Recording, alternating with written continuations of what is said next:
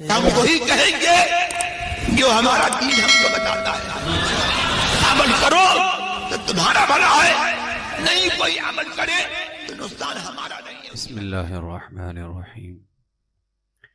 الحمد للہ رب العالمین والصلاة والسلام علی سید المرسلین وعلی آلہ وصحبہ اجمعین.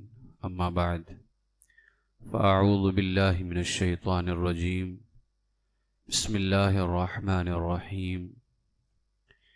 ان اول بیت وضع للناس للذی ببکۃ مبارکا وہدی للعالمین فیہ آیات بینات مقام ابراہیم ومن دخلہ کان آمنا وللہ علی الناس حج البیت من استطاع الیہ سبیلا ومن کفر فإن اللہ غنی عن العالمین.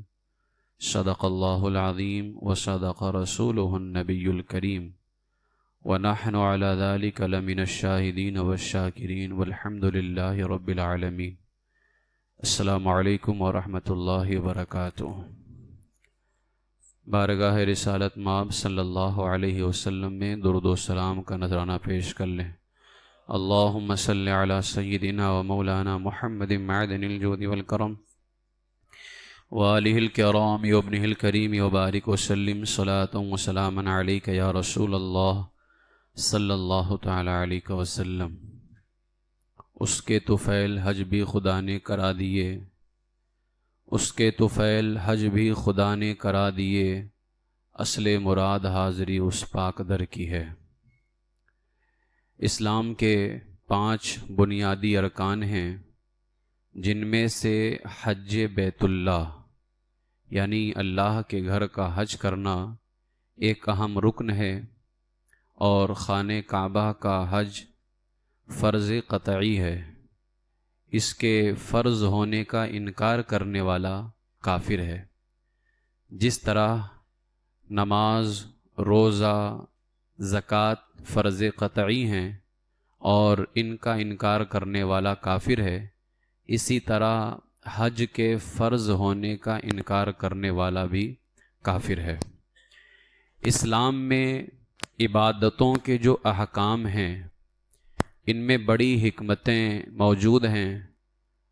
اب ان میں کچھ عبادتیں ہمارے جسم سے تعلق رکھتی ہیں، کچھ عبادتیں ہمارے مال سے تعلق رکھتی ہیں، اور کچھ عبادتیں وہ ہیں جو ہمارے مال اور جسم دونوں سے تعلق رکھتی ہیں. جسم کے 2 اعتبار ہوتے ہیں، ایک ظاہری اور ایک باطنی.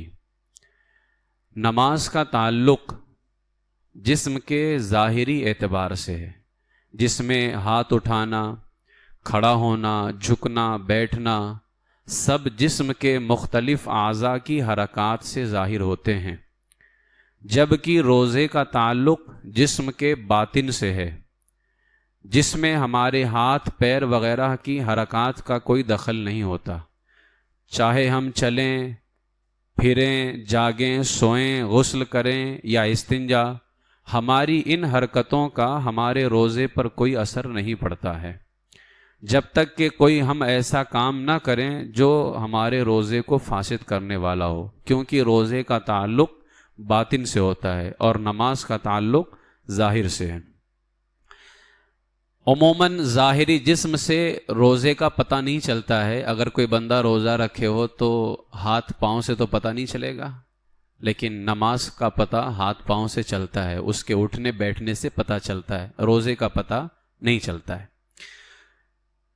رہی زکوٰۃ، تو زکوٰۃ ایک ایسی عبادت ہے، اب نماز بھی اسلام کا رکن ہے، روزہ بھی اسلام کا رکن ہے، زکوٰۃ بھی اسلام کا رکن ہے. تو رہی زکوٰۃ، تو زکوٰۃ ایک ایسی عبادت ہے جس کا تعلق ہمارے مال سے ہے.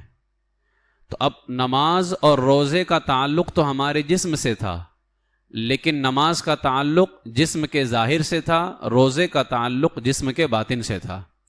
لیکن زکوٰۃ کا تعلق نہ جسم کے ظاہر سے ہے نہ جسم کے باطن سے ہے، بلکہ زکوٰۃ کا تعلق مال سے ہے، اور یہ صاحب نصاب پر فرض ہے. جبکہ حج وہ عبادت ہے جس کا تعلق ہمارے جسم سے بھی ہے اور ہمارے مال سے بھی ہے۔ حج ایک مسلمان پر اس وقت فرض ہوتا ہے جب اس مسلمان کے پاس اتنا مال ہو کہ وہ حج کے سفر کا خرچ برداشت کر سکے اور اپنے جانے سے لے کر کے واپسی تک کا گھر والوں کے خرچ کے لیے کافی مال چھوڑ جائے۔ ایسا نہیں کہ اس کے پاس سفر کے خرچ کے لیے تو پیسے تھے لیکن اب گھر والوں کے لیے پیسے نہیں رہ گئے، گھر والوں کے لیے کچھ نہیں چھوڑا۔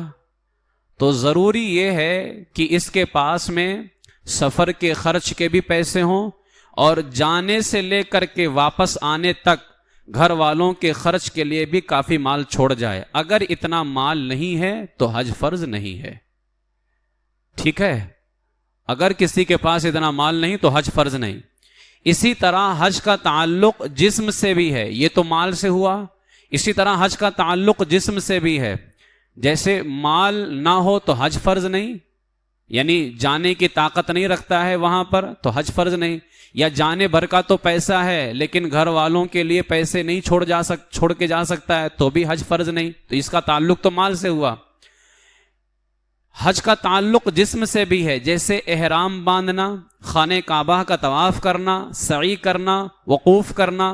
اب یہ سارے کام جسم سے متعلق ہوں گے، ان میں پیسہ تو نہیں خرچ کرنا ہے۔ طواف کرنا ہے تو جسم کا تعلق ہے، احرام باندھنا ہے تو جسم کا تعلق ہے، سعی کرنا ہے، وقوف عرفہ ہے، سب جسم کا تعلق ہے۔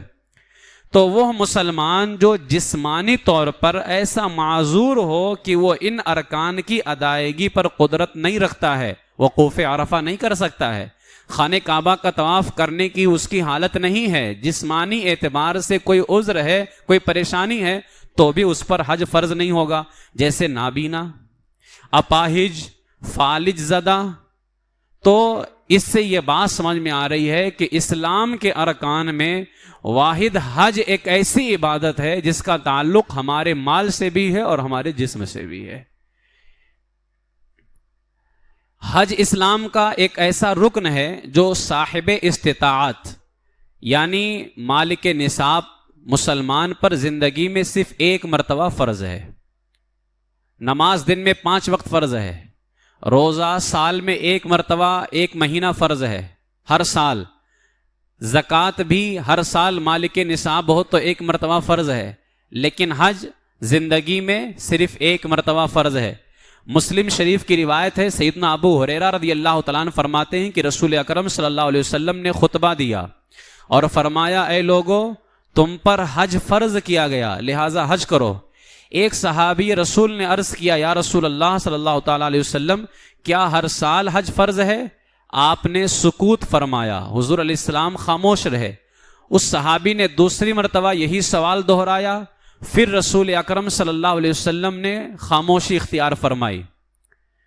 اصل میں شاید اس صحابی نے یہ گمان کیا ہو کہ جس طرح زکوٰۃ مالک نصاب پر ہر سال فرض ہے، اسی طرح حج بھی صاحب استطاعت پر ہر سال فرض ہوگا، شاید انہوں نے ایسا گمان کیا ہوگا۔ تو انہوں نے تیسری مرتبہ پھر اپنا سوال دہرایا، یا رسول اللہ صلی اللہ علیہ وسلم، کیا ہر سال حج فرض ہے؟ تو رسول اکرم صلی اللہ علیہ وسلم نے فرمایا، لو قلت نعم لوجبت، اگر میں صرف ہاں کہہ دیتا تو ہر سال حج فرض ہو جاتا اور تم سے یہ نہیں ہو سکتا تھا۔ اس حدیث پاک سے ہمیں حضور علیہ الصلوۃ والسلام کے اختیار فی الدین کا پتہ چلتا ہے کہ دین کے معاملے میں بھی ہمارے آقا علیہ الصلوۃ والسلام کو اختیار ہے۔ تبھی تو حضور فرما رہے ہیں، لو قلت نعم لوجبت، اگر میں صرف ہاں کہہ دیتا تو تم پر ہر سال حج واجب ہو جاتا۔ گویا حج کو تو اللہ نے فرض فرمایا لیکن اختیار اپنے محبوب کو عطا فرمایا ہے۔ اب محبوب، تم اپنی امت پر چاہو تو ہر سال حج فرض کر دو، چاہو تو زندگی میں ایک بار فرض کر دو۔ فرض اللہ نے کیا ہے لیکن اختیار محبوب کو عطا فرمایا۔ مالک کونین ہیں گو پاس کچھ رکھتے نہیں، دو جہاں کی نعمتیں ہیں ان کے خالی ہاتھ میں۔ تو حضور علیہ الصلوۃ والسلام کو اللہ تبارک و تعالیٰ نے یہ اختیار عطا فرمایا۔ بہرحال حج مالک صاحب استطاعت پر جو طاقت رکھتا ہے اس گھر کا حج کرنے کی، اس پر زندگی میں صرف ایک بار فرض ہے۔ دنیا کے مختلف علاقوں سے آنے والوں کی اکثریت ایسے لوگوں کی وہاں پر ہوتی ہے جن کو زندگی میں واقعی حج کا موقع صرف ایک ہی بار ملتا ہے، وہ وہیں پر ایک بار آتے ہیں۔ حج ایک عظیم عبادت ہے، اور حج کے ارکان کی جو ادائیگی ہے اس میں ایک بڑی تفصیل ہے۔ اس میں بڑا سرمایہ بھی خرچ ہوتا ہے، بڑی دولت بھی خرچ ہوتی ہے۔ آج آپ دیکھ لیں حج کمیٹی سے 4 لاکھ روپے تک لگ رہے ہیں۔ 4 لاکھ روپیہ کوئی معمولی رقم تو نہیں ہے۔ پرائیویٹ جو ہے ٹور سے جایا جائے تو اس میں 8 لاکھ 10 لاکھ، اور اگر آپ بہت پہلے بک کریں تو 7 لاکھ، اس طرح سے رقم لگ رہے ہیں۔ تو ایک بہت بڑا سرمایہ صرف ہوتا ہے، ایک بڑی دولت خرچ ہوتی ہے، اور اس کے بعد بڑی دقتیں بھی اٹھانی پڑتی ہیں، پریشانیاں بھی اٹھانی پڑتی ہیں، سفر کی صعوبتیں برداشت کرنی پڑتی ہیں، اور حج کی یہ سعادت بار بار نصیب بھی نہیں ہوتی۔ پھر اگر کم علمی کی وجہ سے بندہ حج تو اس کو نصیب ہو گیا اور اللہ تبارک و تعالیٰ نے کرم فرمایا اور وہ جانے والا ہے، اب کم علمی کی وجہ سے حج کی ادائیگی میں ذرا سے بھی غلطی ہو جائے یا کوئی خامی رہ جائے تو کبھی کبھار تو کفارہ لازم آتا ہے، کبھی کبھار تو اس کا حج ہی فاسد ہو جاتا ہے۔ یعنی اب اگر وہ کفارہ بھی ادا کرے، دم وغیرہ بھی دے، تو دم سے اس کا کام نہیں چلنے والا ہے، حج ہی اس کا فاسد ہو جاتا ہے۔ اس لیے ضروری ہے کہ حج کے تمام ضروری مسائل سیکھ لیے جائیں، یا جو واقعی جاننے والے ہیں ان سے پوچھ لیا جائے، اور اس بات کا خیال رکھا جائے کہ وہ شخص جس سے آپ مسئلے پوچھیں وہ حقیقت میں جانکار ہو۔ اکثر ایسا ہوتا ہے کہ لوگ ان حضرات سے مسائل سیکھنے کی کوشش کرتے ہیں جو 2 چند بار حج کر چکے ہیں۔ اب ان سے لوگ جا کر کے پوچھتے ہیں کہ تم نے حج کئی مرتبہ کیا ہے تو تم بتا دو، اور اکثر یہ بھی دیکھا گیا ہے کہ جو کئی مرتبہ حج کر چکے ہیں وہ بھی غلطیاں کرتے ہیں۔ ہم نے اپنے سفر میں، پہلے سفر میں، الحمدللہ جب میرا پہلا سفر تھا، ہمارے ساتھ کچھ لوگ تھے جنہوں نے کئی بار عمرہ کیا تھا۔ ان کو میں نے کچھ غلطیاں ایسے کرتے ہوئے دیکھا ہے جو عمرے کے اندر نہیں ہونا چاہیے۔ تو پوچھنے کا تعلق جو ہے یہ کئی بار حج کرنے والوں سے نہیں ہے۔ اللہ تعالیٰ فرماتا ہے فَاسْأَلُوا أَهْلَ الذِّكْرِ إِن كُنتُمْ لَا تَعْلَمُونَ، اگر تم نہیں جانتے ہو تو علماء سے پوچھو، علم والوں سے پوچھو۔ اب وہ علم والا چاہے حج کیا ہو یا نہ کیا ہو، کئی بار حج کرنے والے اگر مسائل جانتے ہوں تب تو ٹھیک ہے، لیکن کئی مرتبہ حج کرنے والے بھی ایسی غلطیاں کر بیٹھتے ہیں جو غلطی نہیں کرنی چاہیے۔ اس لیے علماء سے پوچھئے، اور یہ اشد ضروری ہے کہ وہ لوگ جو حج یا عمرے کا ارادہ رکھتے ہیں وہ کسی مستند کتاب کا مطالعہ بھی کریں، کوئی عمرے والی کتاب یا حج والی کتاب کا مطالعہ کریں اور اس کے تمام مسائل کو اپنے ذہن کے اندر بٹھا لیں۔ اور اگر ایسا نہیں ہو سکتا ہے، یعنی وہ کتابیں نہیں پڑھ سکتے ہیں، تو کسی سنی عالم دین کے حج تربیتی پروگرام میں شریک ہو کر اپنی معلومات کے اندر اضافہ کریں۔ لیکن یاد رہے کہ وہ پروگرام کسی سنی صحیح العقیدہ مسلمانوں کے زیر اہتمام ہو رہا ہو، ورنہ حج کے موقع پر بہت سارے وہابیہ دیابنا بھی ایسی تربیتوں کا، ایسے کیمپ کا انعقاد کرتے ہیں، اور ہمارے لوگ وہاں جا کر کے پھر ظاہر سی بات ہے وہ بتائے گا تو طریقہ، لیکن طریقہ وہی ہوگا جس میں محبوب کی یاد نہیں ہوگی، جس میں رسول پاک علیہ الصلاۃ والسلام کی محبت نہیں ہوگی۔ ہمیں حج کا وہ طریقہ نہیں چاہیے جس میں اللہ کے محبوب کی محبت نہ ہو، جس میں اللہ کے محبوب کی یاد نہ ہو۔ لہٰذا ہم جس طرح نماز وہ پسند کرتے ہیں جس میں رسول اللہ کی یاد ہو، اسی طرح ہمیں حج کا بھی وہی طریقہ پسند ہے جس میں رسول اللہ کی یاد ہو۔ ہمیں حضور علیہ الصلوۃ والسلام کی محبت چاہیے۔ اس لیے آپ میں سے جو حضرات بھی کبھی کسی کیمپ کے اندر یا تربیتی اجتماع کے اندر شرکت کریں تو سنی صحیح العقیدہ عالم دین جس مجلس کو منا رہا ہو اور منعقد کر رہا ہو، آپ انہی کے اندر شرکت کریں۔ میرے آقا سید عالم صلی اللہ تعالیٰ علیہ وسلم کے بتائے ہوئے طریقے کو سیکھیں، جس طرح حضور نے حج کرنے کا بتایا، اور اسی کو ذہن میں محفوظ رکھیں، اور یہ بھی یاد رکھ لیں کہ اپنی طاقت کی مطابق جو آپ کی حیثیت ہو اس کے مطابق آپ کوشش کریں۔ اگر آپ کا حج مصطفیٰ جان رحمت صلی اللہ علیہ وسلم کی تعلیم کے مطابق ہوگا تو یاد رکھ لیں حضور نے جو حج کے فضائل بیان فرمائے ہیں تو ہی آپ کو ان کا ثواب ملے گا۔ اور اگر اس طرح سے نہیں ہے تو ہرگز ہرگز آپ کو اس کا ثواب نہیں ملے گا. اور ظاہر سی بات ہے جب عبادت ہی مکمل نہ ہو تو پھر اس کے ثواب کی توقع رکھنا، ثواب کی امید لگانا، یہ تو فضول چیز ہے نا، جب آپ کی عبادت ہی مکمل نہ ہو. اس وجہ سے کسی سنی عالم دین سے رابطہ کریں اور حج کے جو مسائل ہیں انہیں سیکھنے کی کوشش کریں. کچھ ضروری باتیں میں آج آپ کے سامنے پیش کروں گا. حج کی تیاری ہم کیسے کریں؟ جب کوئی حج کا ارادہ کرے تو وہ سب سے پہلے اپنی نیت درست کر لے. اس سفر سے اس کا مقصد صرف اللہ اور اللہ کے رسول صلی اللہ علیہ وسلم کی رضا ہونی چاہیے. دکھاوا، فخر، ان تمام چیزوں سے بچا رہے. وہ میں حج کر رہا ہوں اللہ کو راضی کرنے کے لیے، اس کے رسول صلی اللہ علیہ وسلم کو راضی کرنے کے لیے. یہ نیت ہرگز نہ ہو کہ لوگ مجھے حاجی کہیں گے، یہ ہرگز نیت نہیں ہونی چاہیے. اس کے بعد اپنے ذمے جو عبادات ہیں جیسے نماز، روزہ، زکوٰۃ وغیرہ، اگر یہ باقی ہوں تو انہیں ادا کرے، انہیں ادا کرنے کی کوشش کرے. اپنے گناہوں سے سچے دل سے توبہ کرے اور آئندہ گناہوں سے بچنے کا پکا عہد کرے. یہ جانے سے پہلے تیاری کرنی ہے. اس کے بعد میں جس کا قرض آتا ہو یا امانت اگر اس کے پاس کسی نے رکھا ہو تو اس کو ادا کرے. قرض لیا ہے تو قرض ادا کرے، امانت اگر کسی نے رکھا ہے تو اس کو ادا کرے.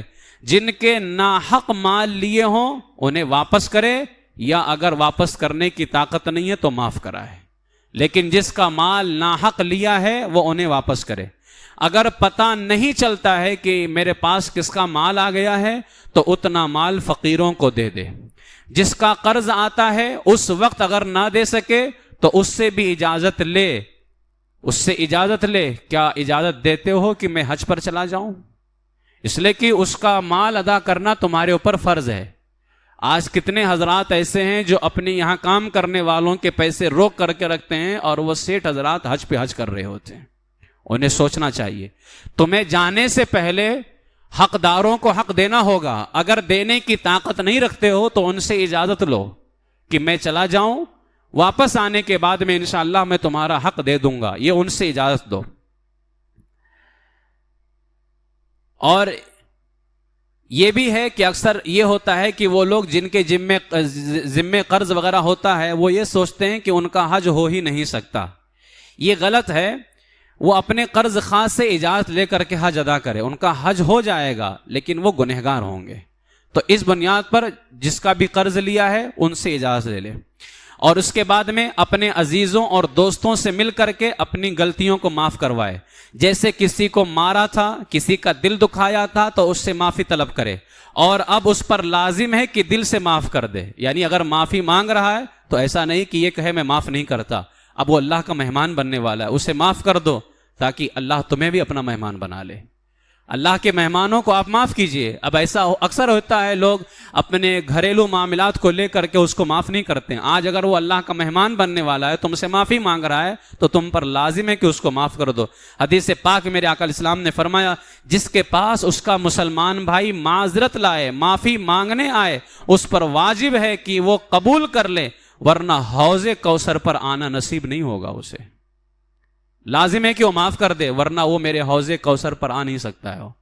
کون مسلمان چاہے گا کہ میں حوض کوثر پہ نہ جاؤں؟ اگر حوض کوثر پہ جانا چاہتے ہو اور اللہ کا بندہ مہمان بننے والا اللہ کا، اگر وہ معافی مانگنے آیا ہے تو اس کو معاف کر دو. اس کے بعد میں جس کی اجازت کے بغیر سفر مکروہ ہے، جیسے ماں باپ کی اجازت کے بغیر سفر مکروہ ہے، ٹھیک ہے، تو ماں باپ کی اجازت لے. شوہر اور میاں بیوی کا بھی معاملہ یہی ہے. حج فرض کسی کی اجازت نہ دینے سے رک نہیں سکتا ہے. یعنی اس کا حج تو ہو جائے گا اگر حج فرض ہو گیا ہے، اور اگر ماں باپ اجازت نہیں دیتے یا کوئی اور اجازت نہیں دیتا ہے تو ایسا نہیں کہ یہ معاف ہو جائے گا. اس کے اوپر جو حج فرض ہوا ہے اس کو وہ حج کرنا ہوگا، لیکن ان کی اجازت لے. اجازت میں کوشش کرے، نہ ملے جب بھی چلا جائے، کیونکہ یہ حکم حج فرض کے لیے ہے. جیسے کسی کے اوپر حج فرض ہو گیا تھا، اب اگر وہ اجازت مانگ رہا ہے اور اجازت نہیں مل رہی ہے تو بھی وہ حج کرے، اس لیے کہ یہ فرض ہے. ہاں زندگی میں ایک بار حج فرض ہے، اب دوبارہ پھر حج کرنے جا رہا ہے، اب اگر ماں باپ اجازت نہیں دیتے اب حج کرنے نہیں جا سکتا ہے وہ، اس لیے کہ اب دوبارہ والا حج جو ہے یہ نفل ہے، اور نفل کی اجازت اگر ماں باپ نہ دیں تو وہ نہیں کر سکتا ہے۔ لیکن جو حج فرض ہے اس کے اوپر، جیسے زندگی میں پہلی مرتبہ تھا اور وہ استطاعت طاقت بھی رکھتا ہے، اب گویا حج فرض ہے، اب اگر اس کے لیے اجازت تو لے ماں باپ سے، لیکن اگر اجازت نہیں بھی ملتی ہے تو بھی وہ حج کرے گا، اس لیے کہ یہ فرض ہے، اور فرض کے لیے اگر کوئی اجازت نہ بھی دے تب بھی اس کو کرنا ضروری ہے۔ ٹھیک ہے، حج کے لیے جانے والا مناسک حج سے یعنی حج کے ارکان سے اچھی طرح واقفیت حاصل کر لے، کتابوں کی مدد لے، سنی شیخ العقیدہ عالم دین کی مدد لے۔ عورت کے ساتھ جب تک شوہر یا محرم بالغ قابل اطمینان نہ ہو جس سے نکاح ہمیشہ کو حرام ہے، تو عورت اگر شوہر کے بغیر سفر کرتی ہے تو حرام ہے۔ اسی طرح جیسے شوہر موجود نہیں ہے لیکن عورت جو ہے اگر یوں ہی چلی گئی تو بھی حرام ہے، اگر جیسے اس کی شادی نہیں ہوئی ہے اور وہ حج کرنے کے لیے جانا چاہتی ہے تو وہ اپنے محرم میں سے یعنی ان لوگوں میں سے جس سے نکاح ہمیشہ کو حرام ہے، جیسے باپ ہو گیا، بھائی ہو گیا، ان لوگوں سے نکاح ہمیشہ کو حرام ہے، تو وہ عورت اپنے بھائی کے ساتھ، لیکن وہ بالغ ہو، قابل اطمینان ہو، اس کے ساتھ میں حج پہ چلی جائے، اپنے باپ کے ساتھ میں چلی جائے۔ لہٰذا عورت اگر بغیر شوہر کے یا بغیر محرم بالغ کے سفر پہ جاتی ہے تو یہ سفر حرام ہے، حج کرے گی، حج تو ہو جائے گا لیکن ہر قدم پر اس کو گناہ ملے گا، ہر قدم پر گناہ لکھا جائے گا۔ اب آپ اندازہ لگائیے وہ حرم کے اندر جتنا قدم چلے گی ہر قدم پر گناہ ملے گا، اور حرم میں ایک گناہ 1,00,000 گناہ کے برابر ہے۔ لہٰذا اس کا تم نے ایسا حج کیا، حج تو ہو گیا لیکن ایسے حج کا کیا فائدہ کہ تمہیں حرم میں جا کر کے ہر قدم پر، اب کتنے قدم اٹھائے گی حرم کے اندر وہ اس کا اندازہ نہیں لگا سکتے، اور ہر قدم پر اسے 1,00,000 گناہ ملیں گے۔ آپ اندازہ نہیں لگا سکتے کہ وہ اپنے ثواب کو معاف کرانے گئی تھی یا الٹا وہ مستحق عذاب بن کر کے آ گئی ہے۔ وہ آج بہت ساری عورتیں ہمارے ملک سے عمرہ کے لیے جا رہی ہیں، حج کے لیے جا رہی ہیں، کتنی عورتیں ایسی ہیں جو اکیلے عمرہ بھی کر رہی ہیں، اکیلے حج بھی کر رہی ہیں۔ تو یاد رکھ لیں عمرہ بھی ہو جائے گا، حج بھی ہو جائے گا، لیکن ان کا یہ سفر حرام ہے، اور ہر قدم پر جو ہے ان کو گناہ ملے گا، ہر قدم پر۔ لہٰذا عورت چاہے تو شوہر کے ساتھ جائے یا اپنے محرم میں سے یعنی ان میں سے کسی کے ساتھ جن سے نکاح ہمیشہ کو حرام ہے۔ چاچی بھتیجے کے ساتھ نہیں جا سکتی ہے، اس لیے کہ چاچی کو اگر چاچا طلاق دے دیں تو اس کے ساتھ میں نکاح اس کے لیے اب جائز ہو جائے گا۔ چاچا کے نکاح میں جب تک وہ تھی تب تک، کیونکہ عورت ایک ہی نکاح کر سکتی ہے نا، تو جب تک وہ چاچا کے نکاح میں تھی ان سے ہمارا رشتہ چاچی کا تھا، چاچا کی بنیاد پر۔ اگر چاچا نے طلاق دے دیا تو اب اگر وہ ہماری ان عورتوں میں سے ہیں جن سے نکاح ہمارے لیے حلال ہے، جیسے مثال کے طور پر وہ ہماری خالہ نہیں تھی، اب اگر کسی کی سگی خالہ سے ان کے چاچا نے نکاح کر لیا تو اب وہ خالہ بھی ہوئی اور چاچی بھی ہوئی، تو اب وہ چاچی اپنے اس بھتیجے کے ساتھ جا سکتی ہے کیونکہ یہ خالہ بھی لگتی ہے، اور خالہ کا نکاح جو ہے بھانجے کے ساتھ میں ہمیشہ کو حرام ہوتا ہے، ماں کی سگی بہن سے نکاح ہمیشہ کو حرام ہوتا ہے نا۔ تو اگر تمہاری خالہ سے چاچا نے نکاح کر لیا تو اب وہ اپنے بھتیجے کے ساتھ جا سکتی ہے کیونکہ اس کے ساتھ ہمیشہ کو نکاح حرام ہے، لیکن چاچی ایسی ہے جس کا تعلق ہمارے ساتھ صرف چاچا کی بنیاد پر ہے، یعنی کوئی اور واسطہ نہیں ہے اس کے ساتھ ہمارا رشتہ، تو اب اس کے ساتھ ابھی تو نکاح حرام ہے کیونکہ عورت ایک نکاح کر سکتی ہے، لیکن جیسے ہی چاچا طلاق دیں گے وہ ایک اجنبی عورت ہو جائے گی، اور اجنبی عورت سے ہمیں نکاح حلال ہے، جائز ہے۔ تو وہ عورت ان لوگوں کے ساتھ حج پہ جا سکتی ہے یا عمرے پہ جا سکتی ہے جن کے ساتھ ہمیشہ کو نکاح حرام ہے، ہمیشہ کو نکاح حرام ہو، لیکن اگر کسی لمحہ بھی نکاح حلال ہو تو عورت ایسے مرد کے ساتھ نہ حج پہ جا سکتی ہے نہ عمرے پہ جا سکتی ہو۔ بات سمجھ میں آ گئی آپ کو یہ مسئلہ؟ یہ آپ کو دھیان دینا ہے. حج حلال مال سے کرے ورنہ حج کے قبول ہونے کی امید نہیں. اگرچہ فرض اتر جائے گا اس کا لیکن قبول ہونے کی امید نہیں ہے. مال میں اگر شبہ ہو کہ میرے پاس جو مال ہے اس میں کچھ شک ہے تو وہ قرض لے کر کے حج کو جائے اور قرض اپنے مال سے ادا کرے ہو. لیکن حج مال حلال سے ہونا چاہیے. اور حاجی کو یہ بھی چاہیے کہ وہ سب سے دعا کی درخواست کرے تاکہ برکت حاصل ہو, سب کو دعا کے لے کہے. پھر یہ کہ دوسروں کی دعا قبول ہونے کی زیادہ امید بھی ہے اور یہ نہیں معلوم کہ کس کی دعا قبول ہو جائے, لہٰذا حج کرنے والا سب سے دعاؤں کی گزارش کرے اور سب سے دعا کے لے کرے.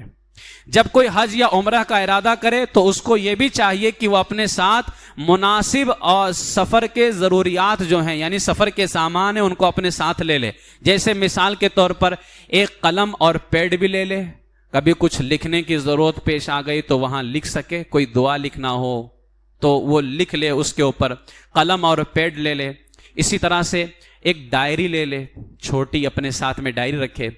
قبلہ نما, یہ قبلہ نما ایک جو ہے ایک سامان ہوتا ہے, یہ آپ حجاز مقدس کے اندر لے لیں کیونکہ منی عرفات وغیرہ میں جب جائیں گے تو وہاں قبلے کی سمت ڈائریکشن معلوم کرنے میں آپ کو مدد حاصل ہوگی. قبلہ نما ملتا ہے حجاز مقدس کے اندر ہی, آپ وہیں سے اس کو لے سکتے ہیں. کتابیں جو آپ اپنے پاس میں رکھیں گے, دینی کتابیں, پاسپورٹ ہے, ٹکٹ ہے, ٹریول چیک ہے, ہیلتھ سرٹیفکیٹ وغیرہ رکھنے کے لیے گلے میں لٹکانے والا ایک چھوٹا سا بیگ اپنے ساتھ میں رکھیں. اسی طریقے سے احرام کی 4 چادریں لیں یعنی 2 سیٹ. ایک سیٹ میں 2 چادر ہوتی ہے نا, تو 2 سیٹ لے لیں. عام طور سے لوگ ایک سیٹ لیتے ہیں اور چلے جاتے ہیں, اب وہاں ان کو دشواری ہوتی, جیسے کبھی خدا نخواستہ کوئی ایک سیٹ خراب ہو گیا, کچھ گر گیا تو پھر ہمارے لیے دشواری ہو جاتی ہے کہ ہم اس کو دھلیں گے. اب دھلیں گے تو وہ کتنی دیر میں سوکھے گا, تو اب جب تک وہ سوکھے گا نہیں ہمیں اس کا انتظار کرنا ہوگا. اور وہاں ایسا تو ہوتا نہیں کہ آپ باہر رسی ڈالیے اور پھیلائیے, وہاں یہ سب آپ کر نہیں سکتے ہیں. آپ روم میں ہی ڈال سکتے ہیں اور روم میں بھی ہمیشہ اے سی لگی رہتی ہے, بتائیے اس میں آپ کا کپڑا کیا سوکھے گا. تو اس بنیاد پر آپ اپنے ساتھ احرام کی 4 چادریں لیں, جو بھی جائیں, چاہے عمرے پہ جانے والے ہوں یا حج پہ جانے والے ہوں, 4 چادریں کم سے کم لیں. آپ 3 سیٹ لیں گے تو 6 چادر, 4 سیٹ لیں گے تو 8 چادریں ہوں گی, لیکن کم سے کم 2 سیٹ اپنے ساتھ رکھیں یعنی 4 چادریں اپنے ساتھ میں رکھیں. اور احرام کے تہبند پر باندھنے کے لیے جیب والا نائلون یا چمڑے کا بیلٹ لے لیں جو احرام پر باندھا جاتا ہے, ٹھیک ہے, جس کو کمر کا پٹا بھی کہتے ہیں. تو اس سے وہ اس میں آپ جو ہے کچھ رکھ بھی سکتے ہیں, جیب والا رہے گا, اور نیچے کا جو کپڑا ہوتا ہے اس کو روکنے کے لیے بھی وہ آپ کے کام میں آ سکتا ہے. وہ 4 جوڑے کپڑے رکھ لیں آپ اپنے پاس میں جو نارمل آپ پہنتے ہیں, تاکہ کیونکہ جب آپ حج یا عمرے کے ارکان سے فارغ ہو جائیں تو اپنے ہوٹل وغیرہ میں آئیں تو آپ ہوٹل میں کھاتے وقت یا اور دیگر معاملات کے وقت آپ اپنے کپڑے کو پہن سکیں, ٹھیک ہے. بنیان ہے, سویٹر ہے, اور موسم کے مطابق کپڑے لے لیں. اگر وہاں پہ گرمی زیادہ ہے تو آپ بالکل ہلکے کپڑے لیں, ٹھنڈ ہے زیادہ تو تھوڑا سا موٹا کپڑا لے لیں. گرمی کے موسم کے مطابق آپ اپنے کپڑے لے لیں. اوڑھنے کے لیے کمبل یا چادر وغیرہ لے لیں, اوڑھنے کے لیے کمبل یا چادر وغیرہ, کیونکہ یہ سب کی ضرورت آپ کو ہوٹل میں تو نہیں پڑے گی لیکن منی عرفات وغیرہ کے اندر پڑتی ہے, ٹھیک ہے. منی عرفات وغیرہ کے اندر ان سب چیزوں کی ضرورت پڑتی ہے. آپ کمبل یا چادر لے لیں. چند جوڑے ہوائی چپل بھی آپ اپنے ساتھ میں رکھ لیں, ہوائی چپل پہننے کے لیے, ٹھیک ہے, وہ اپنے ساتھ آپ 2-3 جوڑے رکھ لیجئے. اسی طریقے سے تکیہ جو رکھیں وہ ہوا بھرنے والا تکیہ رکھیں, کیونکہ اگر آپ یہ تکیہ جو ہمارے یہاں ہوتا ہے اگر آپ اس کو لے کر کے جائیں گے تو یہ جگہ زیادہ گھیرے گی, ہے نا. لیکن اگر آپ ہوا بھرنے والا تکیہ رکھیں گے تو ہوا نکال دیجئے تو بہت ہی مختصر جگہ میں وہ تکیہ آپ کا آ جائے گا. پھر اگر آپ کو ضرورت ہو تو آپ اس کو بھر کر کے استعمال کیجئے, کیونکہ منی عرفات وغیرہ کے اندر, منی وغیرہ میں اس کی آپ کو ضرورت پڑتی ہے. تو ہوا بھرنے والا تکیہ لے لیجئے. امامہ شریف مع سربند اور ٹوپی, یعنی ٹوپی کے اوپر جو کپڑا وغیرہ رکھا جاتا ہے وہ کپڑا, ٹوپی اور امامہ شریف بھی اپنے ساتھ رکھیے, تاکہ مدینہ الرسول صلی اللہ علیہ وسلم میں جب آقا حضور کی بارگاہ میں حاضر ہوں تو امامہ شریف اپنے سر پہ سجا کر سرکار کی بارگاہ میں حاضری دیں. امامہ شریف رکھ لیجئے. بچھانے کے لیے چٹائی یا چادر وغیرہ بھی اپنے ساتھ رکھ لیجئے. آئینہ, तेल, कंघा, मिसवाक, सुरमा, सुई धागा, कैंची सफर में साथ लेना ये सुन्नत है। कोई सा भी सफर हो ये साथ में रखना चाहिए, ये सुन्नत भी है। और फिर इतना मुबारक सफर भी है तो सुन्नत पे अमल करते हुए आईना, तेल, कंघा, मिसवाक, सुरमा, सुई धागा, कैंची ये सब सफर के अंदर साथ लें। इसी तरह से नाखून तराश भी अपने साथ में ले लें, क्योंकि एक हज में काफ़ी लंबा 40 दिन का 45 दिन का किसी किसी का रहता है, तो काफ़ी हमें वहाँ अरसा रहना होता है। नाखून तराश रख लें। सामान पर नाम और पता लिखने के लिए मोटा मार्कर पेन रख लें, सामान वगैरह पर नाम लिखने के लिए, क्योंकि यहाँ से हम लेकर के जाएंगे, फिर मक्का शरीफ से दोबारा मदीना शरीफ लेकर के जाना पड़ता है, फिर उधर से भी कुछ सामान लाते हैं, तो एक काफ़ी तादाद होती है। तो अगर आपने कोई निशान नहीं लगाया तो आपका सामान एक दूसरे से मिलने का डर रहेगा। तो इस बुनियाद पर आप सामान वगैरह पर नाम पता लिखने के लिए मोटा मार्कर पेन ले लें, पेन साथ में लेकर के जाएं। तौलिया ले लें, रुमाल ले लें। इस्तेमाल अगर आप करते हैं तो नज़र के जो चश्मे होते हैं 2 अदद कम से कम रख लें। हो सकता हो कभी कभार गहमी के अंदर आपका एक चश्मा अगर टूट जाए, क्योंकि काफ़ी भीड़ होती है, हमने देखा है, तो एक बड़े मामलात होते हैं और बड़े एक आजमाइश के मामलात होते हैं। तो अगर कभी एक टूट जाए या गायब हो जाए तो आप दूसरा इस्तेमाल कर सकते हो। जिसको नज़र के ज़्यादा मामलात हों तो 2 अदद चश्मा अपने साथ में ज़रूर रखे वो। इसी तरीके से साबुन है, मंजन है, सेफ्टी रेजर है, लोटा, गिलास, प्लेट, प्याला, दस्तरखान, गले में लटकाने वाली पानी की एक बोतल, चम्मच, छुरी और दर्द सर और नज़ला वगैरह, बुखार वगैरह, जुलाब वगैरह की जो दवाइयाँ आती हैं ज़रूरत के मुताबिक इस्तेमाल करने वाली, आप वो दवाइयाँ अपने साथ में रख लें। और मिना वगैरह, अरफात वगैरह में, मुज़दलिफ़ा में जब रुकते हैं तो एक गर्मी की शिद्दत होती है, तो गर्मी में अपने ऊपर पानी छिड़कने के लिए एक स्प्रेयर जो होता है पानी मारने वाला, वो अपने साथ में रख लें। क्योंकि आपको मिना और अरफा के अंदर जब शिद्दत की गर्मी लगेगी और बिल्कुल सर नंगा होता है, उस वक्त जब आपको गर्मी लगेगी तो पानी मारते वक्त आपको उसकी कदर महसूस होगी कि ये हमारे लिए कितना ज़रूरी था। तो एक पानी मारने वाला अपने साथ में रखें, कि क्योंकि अक्सर कभी कभार ऐसा होता है कि शिद्दत की गर्मी होती है तो बंदा चक्कर भी खाने लगता है, अजीब सी कैफियत होती है।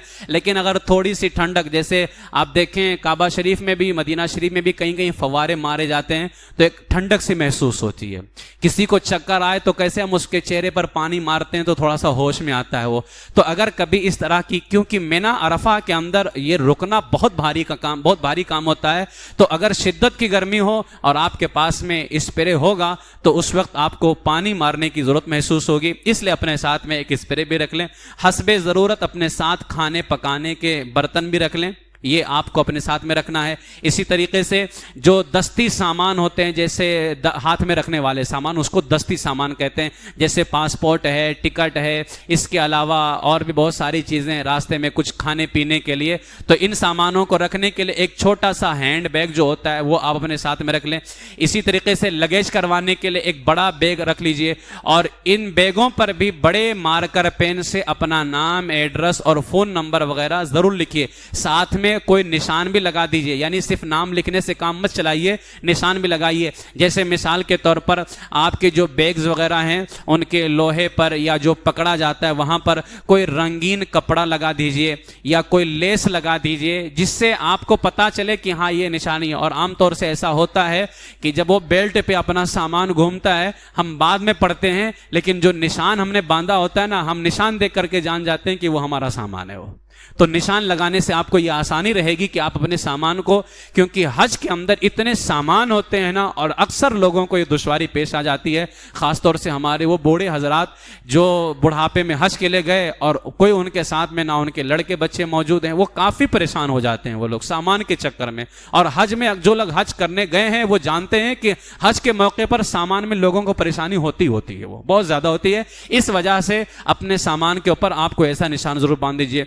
बैग पर ताला लगा लीजिए, मगर उसकी 2 चाबी हो। एक चाबी आप एहराम के बेल्ट की जेब में रखिए और एक चाबी अपने दस्ती बैग में रख लीजिए। कभी अगर एक चाबी गायब होती है तो कम से कम दूसरी चाबी मौजूद हो। اس وجہ سے دونوں چابی ایک جگہ نہ رکھیں، الگ الگ چابی رکھیں. اور چابی گم ہو جانے کی صورت میں کیا ہوتا ہے، پھر جدہ کسٹم کے اندر بڑے بڑے قینچوں سے اس کو کاٹ کر کے بیگ کو کھولا جاتا ہے، پھر آپ ٹینشن میں آ جائیں گے. اس بنیاد پر دو چابی ہو، ایک چابی آپ اپنے جو ہے بیلٹ کے جیب میں رکھیں اور دوسری چابی اپنے دستی بیگ کے اندر رکھیں جو بیگ آپ نے لٹکا کر کے رکھا ہے. ٹھیک ہے. دونوں ٹرالی جو آپ لیں گے کوشش کریں وہ پہیے والے ہوں تاکہ ادھر سے واپسی پر جب سامان ہو تو ان کو اٹھانے کی زیادہ آپ کو تکلیف نہ ہو، بلکہ آپ ان کو کھینچ کر کے بھی لا سکتے ہیں. اور اسی طریقے سے قانون کے مطابق تمام تر کاغذی کاغذات جیسے پہلے ہی تیار کروا لیجئے. جیسے ہیلتھ سرٹیفکیٹ ہے، ہیلتھ سرٹیفکیٹ اب پہلے یہ سب کہاں لگتے تھے لیکن اب سب لگ رہے ہیں، تو ہیلتھ سرٹیفکیٹ بھی یہ آپ کو حاجی کیمپ میں گردن توڑ بخار کا ٹیکہ لگوانے پر اور پولیو ویکسین کے قطرے پلائے جانے کے بعد یہ ہیلتھ سرٹیفکیٹ ملتا ہے. ٹھیک ہے، یہ آپ کروا لیجئے. اگر اس میں کسی قسم کی کمی ہوئی تو ہو سکتا ہے کہ جہاز پر سوار ہونے سے آپ کو روکا جا سکتا ہے، یا اگر یہاں تو نہیں روکا گیا لیکن جدہ ایئرپورٹ پر بھی ہو سکتا ہے کہ آپ کے لیے پریشانی کا باعث ہو، تو ہیلتھ سرٹیفکیٹ آپ ضرور لگوائیے. اور یہ جو حفاظتی ٹیکہ لگواتے ہیں روانگی سے، کچھ لوگ 2-4 دن پہلے لگواتے ہیں، روانگی سے 2-4 دن پہلے لگوانا کافی نہیں، کم سے کم 15 دن پہلے لگوائیے. 15 دن پہلے لگوانا یہ آپ کے لیے بے حد مفید رہے گا، ورنہ آپ کے لیے بہت ساری مشکلات کا سامنا ہوتا ہے. اسی طریقے سے فیلو اور ہیپاٹائٹس کے بھی ٹیکے لگوا لیں. قانونی طور پر یہ لازم تو نہیں ہے لیکن آپ کی صحت کے لیے بہت زیادہ ضروری ہے کہ آپ اس کو اپنے پاس میں لگوا لیں. ایک چیز یہاں پر لوگ غلطی کرتے ہیں، اکثر ٹریول ایجنٹ جو ہوتے ہیں یا کاروان والے یعنی جو آپ کو لے کر کے جا رہے ہوتے ہیں، یہ بغیر کسی طبی کارروائی کے یعنی ڈاکٹروں کی بغیر کسی کارروائی کے گھر بیٹھے ہی آپ کو ہیلتھ سرٹیفکیٹ بنوا دیتے ہیں، یہ کہ ہم آپ کو ہیلتھ سرٹیفکیٹ بنوا کے دیں گے، جو آپ کی صحت کے لیے بہت ہی نقصان دہ ہے. خدا نخواستہ اگر آپ کی صحت خراب تھی، اس نے گھر بیٹھے آپ کو ہیلتھ سرٹیفکیٹ دے دیا، وہاں جانے کے بعد آپ کی صحت خراب ہو گئی تو بتائیے کون ذمہ دار ہوگا؟ آپ نے پیسہ تو لگا دیا، اللہ نہ کرے اللہ نہ کرے حج کے ایام، حج کے 5 دن ہی ہوتے ہیں، حج کے 5 دن 8ویں تاریخ سے حج شروع ہو جاتا ہے 8 ذی الحجہ سے. خدا نہ کرے 7 ذی الحجہ کو آپ کی طبیعت اتنی خراب ہو گئی کہ آپ جا نہیں سکتے ہیں، تو بتائیے آپ کا کیا ہوگا؟ لاکھوں روپیہ گیا نا. تو اس وجہ سے ٹریول ایجنٹ یا جو کاروان کے ذمہ دار ہوتے ہیں ان کے چکروں میں آپ بالکل بھی نہ آئے. اپنے پاس ڈاکٹروں کی کارروائی کروا کر کے ہیلتھ سرٹیفکیٹ ضرور بنوائیں. اور یہ تو ہے ہی ہے کہ آپ کو وہاں دشواری، ساتھ میں اگر آپ نے گھر بیٹھے ہیلتھ سرٹیفکیٹ بنوایا تو ہیلتھ سرٹیفکیٹ کا مطلب کیا ہوتا ہے کہ ڈاکٹر نے چیک کر لیا ہے کہ آپ کی ہیلتھ صحیح ہے، آپ طبیعت کے حساب سے بالکل پرفیکٹ ہیں. یہ دھوکہ نہیں ہوا، اور دھوکہ ہے حرام ہے. تو حرام کام کر کے معاذ اللہ رب العالمین، agent who, travel agent who, یہ بنوانے والے ہوں، یہ سب قصدن حرام کام اور دھوکہ دے رہے ہیں. اللہ تبارک و تعالی جو ہے سخت عذاب کے اندر ان کو گرفتار کرے گا. وہ حاجی بھی گنہگار ہوگا، وہ ٹریول ایجنٹ جو دھوکے کے ساتھ ہیلتھ سرٹیفکیٹ بنا کر کے دے رہا ہے، یہ سب کے سب گنہگار ہوں گے. اس لیے جنہوں نے بھی ایسا کام کیا ہے اس سے پہلے وہ سچی توبہ کریں اور اس طرح کے کام ہرگز نہ کریں، بلکہ وہ ڈاکٹروں کی کارروائی کے بعد ہیلتھ سرٹیفکیٹ تیار کروائیں اور پھر اپنے تمام تر کاغذات جو ہیں وہ اپنے ساتھ میں رکھیں اور پھر اس سفر کے لیے روانہ ہوں. اللہ تبارک و تعالی حج کی تیاری صحیح معنوں میں کرنے کی توفیق عطا فرمائے اور تمام تر مشکلات سے، پریشانیوں سے اللہ تعالی ہماری حفاظت فرمائے. کل انشاءاللہ تعالی احرام، کیونکہ اب اس کے بعد ہمیں احرام کا ہی مسئلہ رہتا ہے، کل احرام کا اور میقات کا، یعنی جو حرم میں جانے کے لیے 5 میقاتیں ہیں انشاءاللہ اس بارے میں، اور احرام، مردوں کا احرام، عورتوں کا احرام، بچوں کا احرام، انشاءاللہ تعالیٰ اس مسئلے پر آپ کی رہنمائی کی جائے گی. آپ لوگ ضرور شرکت کریں. اللہ تعالیٰ ایمان پر زندہ رکھے، ایمان ہی پر خاتمہ بالخیر فرمائے. وما علینا الا البلاغ المبین.